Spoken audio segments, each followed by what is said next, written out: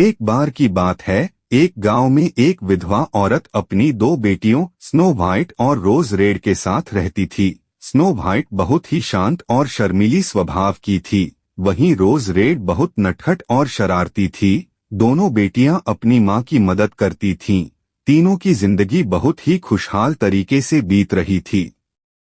जब शाम होती तो माँ दोनों बेटियों को परियों की कहानियां सुनाती। हर दिन ऐसे ही बीतता और ऐसे ही मौसम बदलते गए।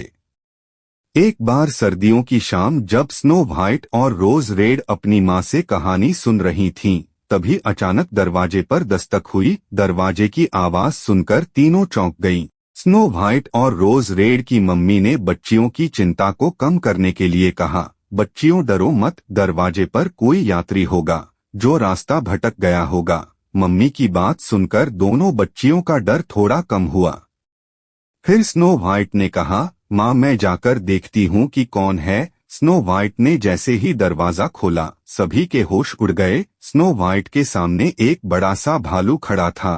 तीनों माँ बेटी डर के मारे चिल्लाने लगीं। तभी भालू ने इंसानों की तरह बात करनी शुरू कर दी। उसने कहा, आप लोग सब डरे नहीं, प्लीज चिल्लाए नहीं, आप लोग मेरी बात सुने। मुझे बहुत ठंड लग रही है और मुझे भूख भी बहुत लगी है। इतना सुनते ही तीनों माँ बेटी शांत हो गई, क्योंकि वो अन्य भालुओं जैसा नहीं था, वो इंसान की तरह बोल रहा था।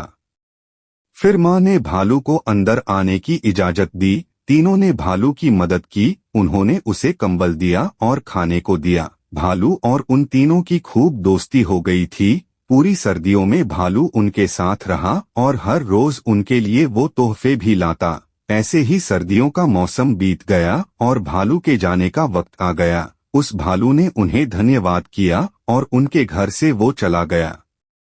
कुछ दिनों बाद स्नो व्हाइट और रोज रेड जंगल में फल तलाश कर रही थीं।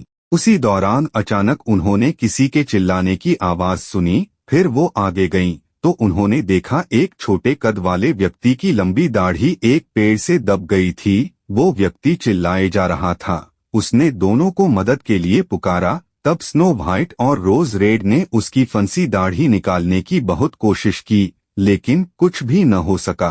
तभी रोज रेड को एक तरकीब सूझी। रोज रेड ने अपने पास से एक कैंची निकाली। वो आदमी कैंची देख घबरा गया। उसने रोज रेड को कहा, रुक जाओ, तुम क्या कर रही हो, मेरी दाढ़ी मत काटो। लेकिन तब तक बहुत देर हो गई थी। रोज रेड ने उसकी दाढ़ी काट दी। ये देख उस आदमी को बहुत गुस्सा आ गया और उनकी मदद का शुक्रिया किए बिना बड़बड़ाता हुआ वहां से चला गया। दोनों बहनों को उसे देख बहुत मजा आया।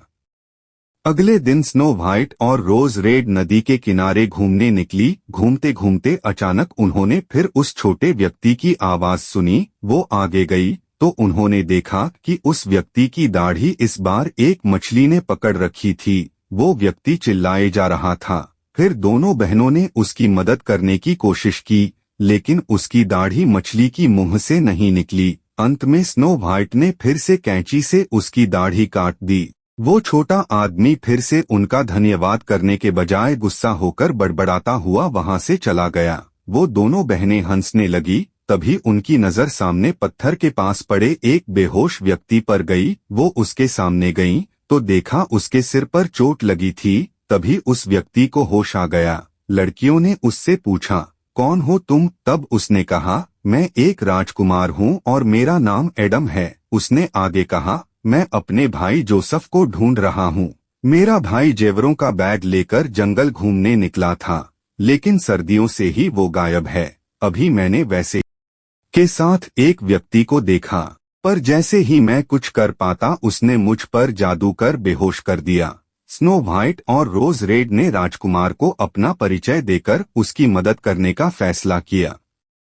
तभी जंगल की तरफ से उन्होंने एक जानवर और एक आदमी की आवाज सुनी। वो लोग उस आवाज के पीछे भागे तो उन्होंने देखा कि वही छोटा व्यक्ति था जिनकी मदद स्नो व्हाइट और रोज रेड ने की थी। दोनों बहनों ने कहा, ये तो हमारा दोस्त भालू है और उसके साथ तो वही छोटा व्यक्ति है जिसकी बार बार दाढ़ी फंस जा रही थी। राजकुमार ने कहा, ये तो वही व्यक्ति है जिसने मेरे भाई का बैग लिया था और मुझे बेहोश किया था। राजकुमार ने लड़कियों को रुकने को कहा और खुद तलवार लेकर आगे बढ़ा। वो छोटा व्यक्ति चिल्ला रहा था और भालू को कह रहा था कि यह बैग तुम रख लो। वो भालू गुस्से में था और उसे कह रहा था कि देखो तुम्हारे जादू ने क्या कर दिया। इतने में राजकुमार ने बोला, ये आदमी मेरा है और मैं इसे सजा दूंगा। इतने में वो व्यक्ति पेड़ से नीचे कूदा और अपने कद से बहुत लंबा रूप ले लिया। उसने राजकुमार के हाथों से तलवार फेंक दी। वो उनके तरफ उन्हें मारने के लिए आगे बढ़ा। इतने में स्नो व्हाइट ने तलवार उठाकर राजकुमार एडम की तरफ फेंक दी। इतने में भालू बोला, उसकी दाढ़ी काटो, उसकी सारी शक्तियां उसकी दाढ़ी में ही हैं। ये सुनते ही राजकुमार ने उसकी दाढ़ी की तरफ निशाना लगाकर तलवार को फेंका, जिससे उसकी दाढ़ी कट गई और वो फिर से छोटा हो गया। राजकुमार जैसे ही उस व्यक्ति को पकड़ने के लिए भागा, वो व्यक्ति वहां से भाग खड़ा हुआ। इसी बीच भालू भी इंसान रूप में आ गया। वो भालू कोई और नहीं राजकुमार एडम का भाई राजकुमार जोसेफ था।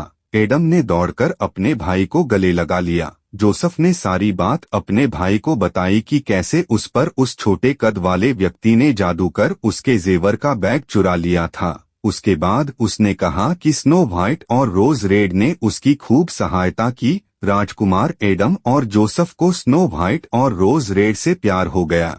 फिर दोनों भाइयों की उनसे धूमधाम से शादी हुई और वो खुशी खुशी रहने लगे। कहानी से सीख। इस कहानी से दो सीख मिलती है। एक यह कि कभी लालच नहीं करना चाहिए और कभी किसी व्यक्ति को उसके रूप से नहीं बल्कि उसके स्वभाव से जानना चाहिए।